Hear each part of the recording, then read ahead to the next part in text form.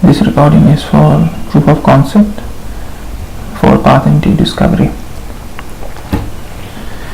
So in this topology I have three routers, router 1, 2 and 3, and four host machines where two of them are VPCs, which comes by default with GNS3, and two of them are Ubuntu machines, one behaving as a FTP server and another behaving as a FTP client. These three routers are also Ubuntu machines, CLI based, so I have configured them to behave as a router.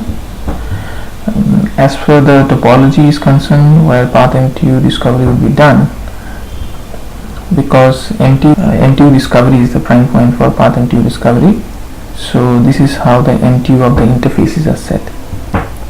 For this proof of concept, we will not be using the VPCs, we will be only using the FTP client and the FTP server machines, which are at the bottom, and the interface for the FTP server do have a MTU size of 1500, and that is through the switch is connected to router 1, whose MTU size is also 1500, and you can see the router 1 is connected to router 2 directly, and the MTU for the interface of router 1 pointing towards router 2 is 1300, and the MTU of router 2 pointing towards router 1 is 1200. Now the MTU size of router 2's interface, which is pointing towards router 3, is 1100, and similarly the router 3's interface, which is pointing towards router 2, is 1000, and the same you can see for the LAN, everything is 1500 bytes. So we'll be switching on the routers. I'll be setting up the routing and allowing the traffic and also the MTU size. We'll verify, then we'll go ahead with the FTP transfer. We'll see the captures to identify if the Pmtud discovery is done in an active TCP transaction or not. Okay, now the topology is ready. Let me walk you through what are the preparations that I made for this video. Okay, so as I told you, this is router 1. I have renamed the device. So according to what I was telling, the interface which is pointing towards the LAN should have an MTU size of 1500, and the interface which is pointing towards the router 2 should be having an MTU size of 1300. Let me show you that. Okay, now the interface which is pointing towards the router 2 is EMP0S9. If you can see, it is having a MTU size of 1300. An interface which is pointing towards the LAN, which is EPN0S8, have an MTU size of 1500. Going ahead.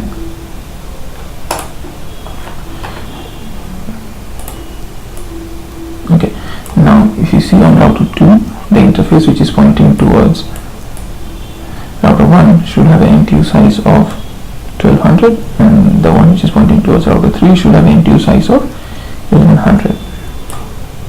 Let me show you the name of the interface which are shown in GNS3. I didn't change it, but in Ubuntu, because these are virtual interfaces, this interface E2/0 will look like EMP0S9, and 1/0 will look like EMP0S8.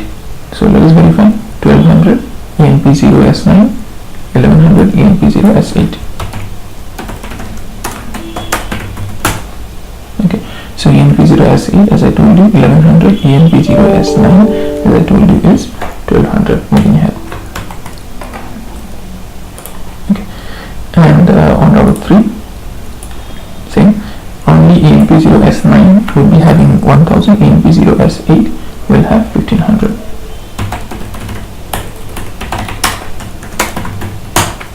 So EMP0S8 1500, EMP0S9 is 1000. Okay.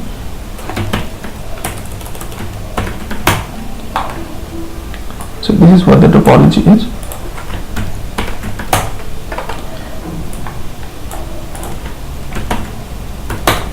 The agenda of this topology is not on changing the MTU size and showing the MTU, but is what I'll do, I'll initiate a FTP transfer from the FTP server to the FTP client, and you'll see, because by default TCP does take a MSS of 1460 if the link MTU for the server from where the file will be sent is 1500.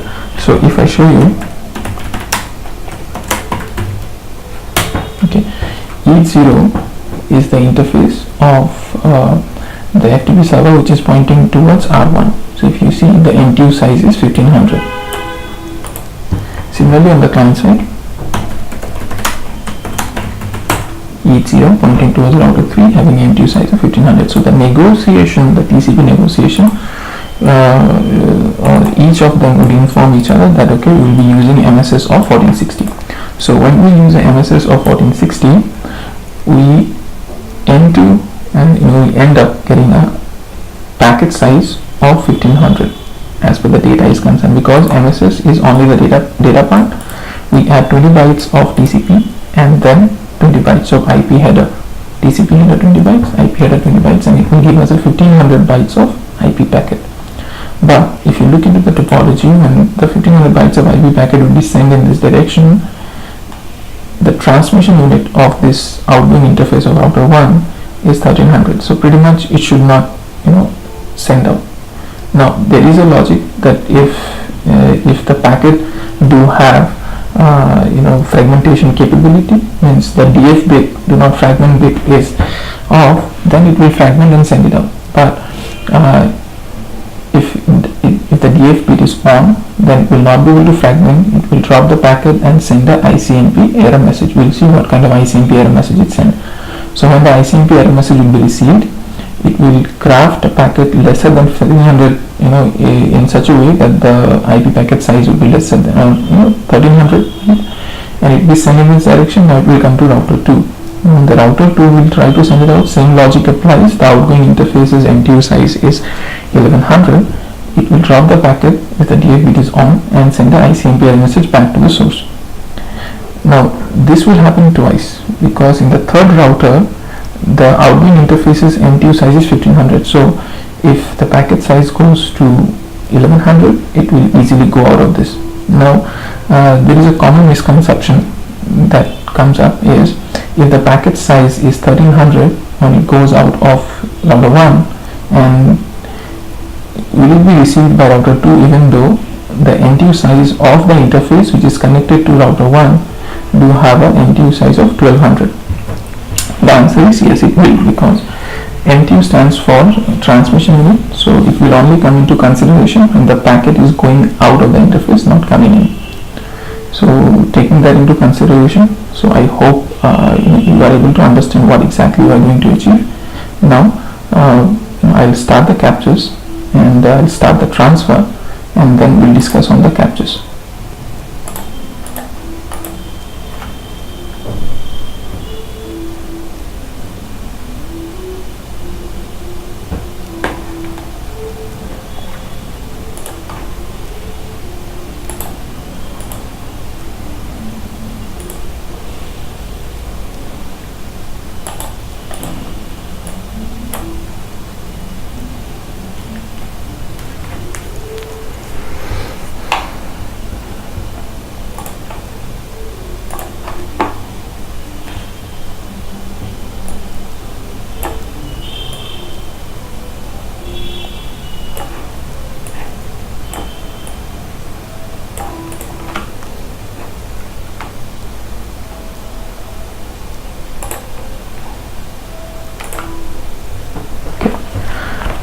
These are the two places where I will be capturing the packets. The reason behind is, the first ICMP error message will be sent from router 1, so we'll be able to see it in this capture, and the second time you'll see the ICMP error message is sent from this router, which is router 2, so you'll be able to see here and here in both the places.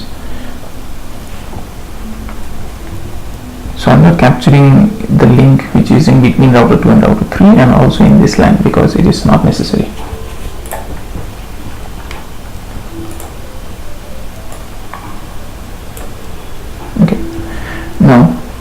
first one you see is between switch LAN Ethernet 1 to router 1 Ethernet 1.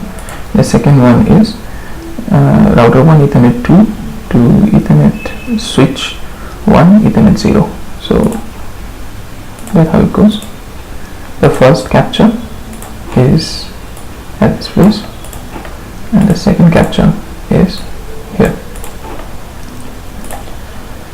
So let us just check the connectivity first. So this is the FTP client.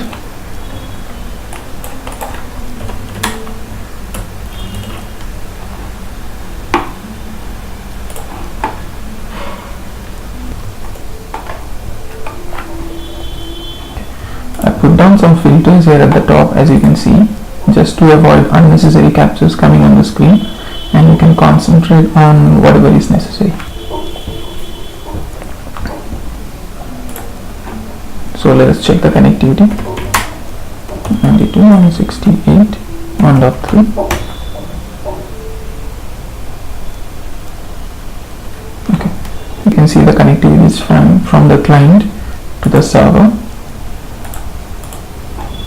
Okay, and how we can verify this? We have capture running here at this place, and if we see this capture, which is the first one, we can see the ping reply and the responses, and so the request, we can see the ping request and the replies here.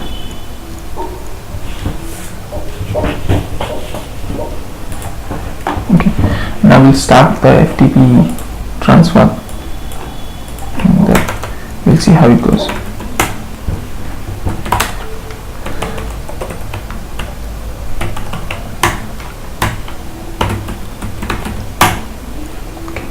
Logging is done. Okay. No. Okay.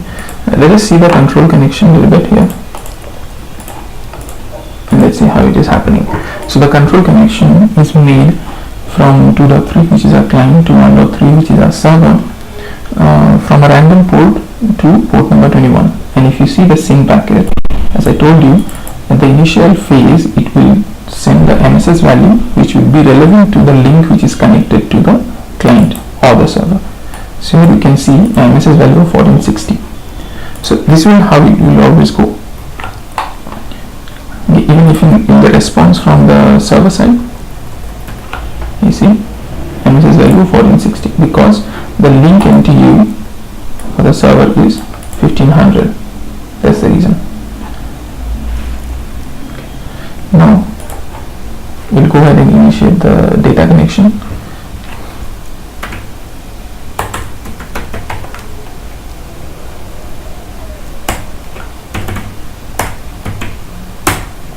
Okay.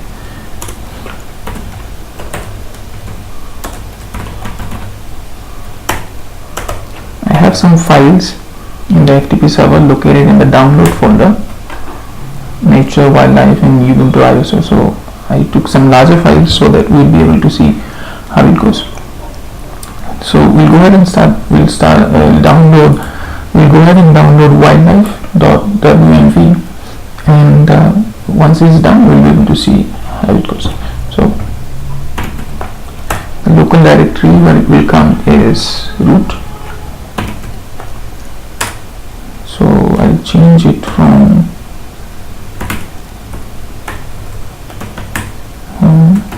administrator downloads.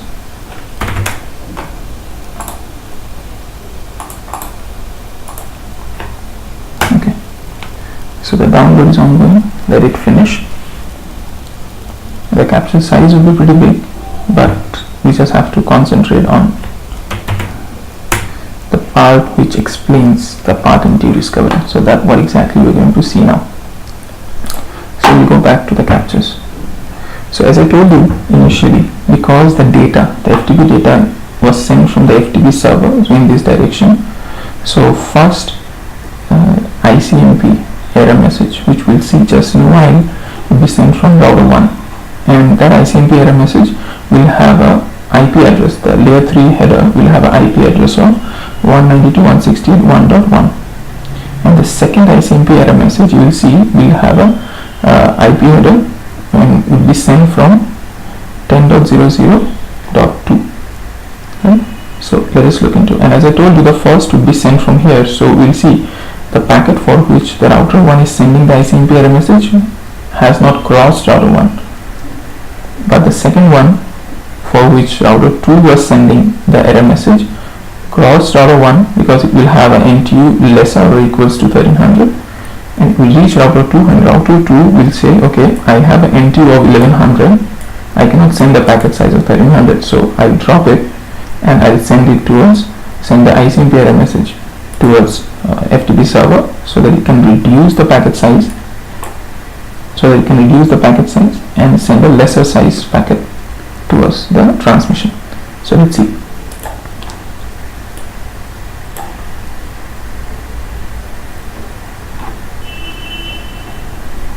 Let's see if I have stopped it. Yes. So stop the capture. It is whatever we need are already in the capture. So let us go at the top again. So you can see the control connection all here. Now this was once I opened the data connection in order to list the file name which are in the download directory, and then next there would be one more data connection which was in order to request for the file. If you can see this,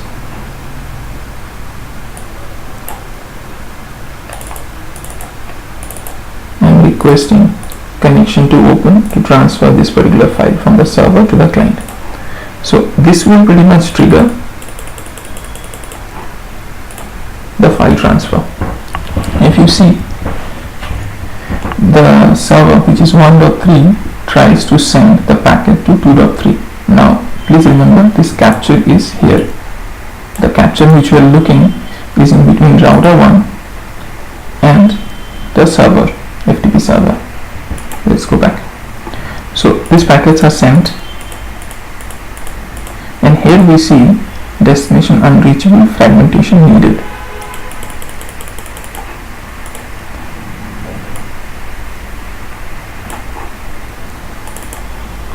Destination unreachable, fragmentation needed. Next stop MTU is 1300. It was sent by router 1, which is 192.168.1.1, which is also the gateway for the server.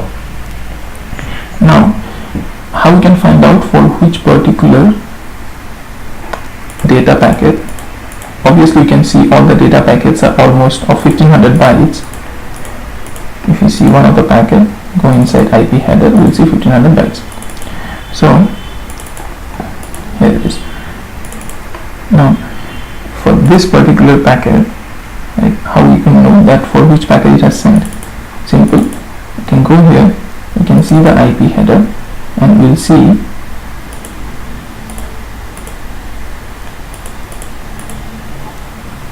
the identification field is 57870. So 57870. If you see, this is the first packet which was sent, and it is sending 57870. Okay, when this packet will be received by the server, it will reduce the size of the transmission, the packets that it will create. Now, till now it is sending. Let's receive multiple because the number of packets were transmitted already. If you see here, so it was constantly receiving.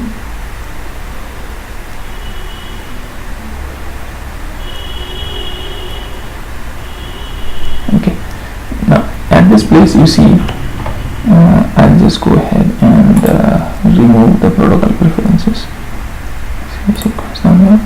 Okay, so here if you see, as soon as the server might have received this destination unreachable packet, ICMP packet, it reduced the packet size to, initially it was sending 1500 as the IP total length, and then it reduced it to 1300.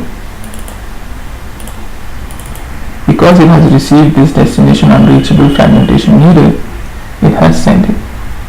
It has started reducing the packet size with 1300. Now if you see, there is a question which comes up, that if the MSS was negotiated or informed to B1460, why it will craft a packet of this the MSS is only informed while there is a SYN bit on, so obviously the 3-way handshake of the data connection, but the device will itself understand, okay, I cannot send more than 1300 bytes because the path cannot handle more than 1300 bytes, so it will automatically reduce the size of the segment which is created, thus having the size of the packet to be less than 1300 bytes. Now here we can see till now we were receiving destination unreachable from gateway. Now we received one from 10.2. Now if you look into the topology, 10.2 is this interface.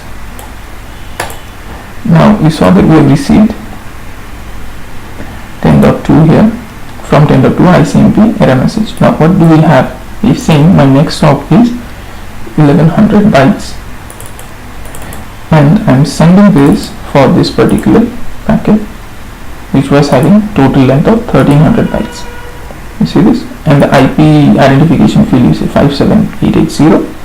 You can easily find it out because we have just sent few of them.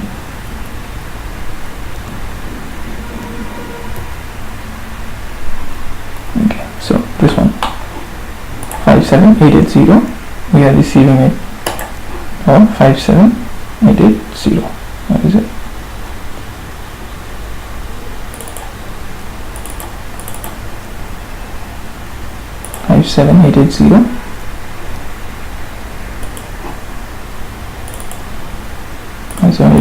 So this is sent for this particular IP packet, and after that you can see that whatever data packets I am sending will not cross more than 1300 packet size. Total length of the IP header, the total length of the IP header will not cross 1300 bytes, and it will go on like this continuously. Okay, here we see that we received certain more now here also you can see that few of 1300 bytes were sent, and we have received direction. After that, when it falls back to 1100 bytes, all the data packets are sent and no further ICMP error message are received. Now as I told you at the beginning, the 1500 byte packets, because it will not cross R1, will not be able to see in the second capture. Let us verify that. Let us go to the data connection start.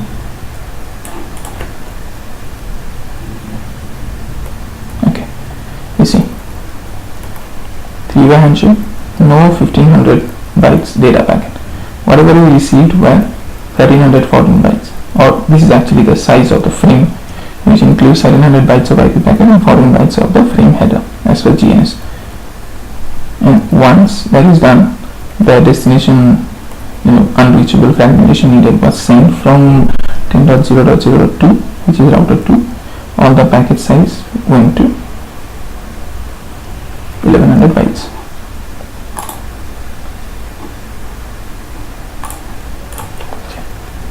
All the packet size went to 1100 bytes, and the transfer went on absolutely fine. Now, why exactly the router are sending this destination unreachable fragmentation needed? Because TCP, in order to provoke Pmtud discovery, which is an ongoing process, will ask the IP header to switch on the DF bit whenever transmitting the packets, whatever the size is, irrespective. You see the DF bit is on. In 1500 bytes, when it was 1300 bytes, DF bit was on. When it was 1100 bytes, DF bit was on, and even in lesser packet size, you will see DF bit is on, because Pmtud discovery is a continuous process. We know that when a packet flows through the internet, it can go through any path. Now internet links fluctuate now and then, and the path changes now and then. So the devices which are in line might have different MTU set. So the Pmtud discovery should be continuous process. So that's how it goes, the Pmtud discovery. With this video, I will be linking some good documents which explains Pmtud discovery in theory. I was not able to get any good video which does a demo on this. That's the reason I have created this video. and along with the document which I'll link in the description, and with this video you will be able to easily understand that how PathMTU discovery functions as a concept. I hope it will be helpful to you. Thank you so much.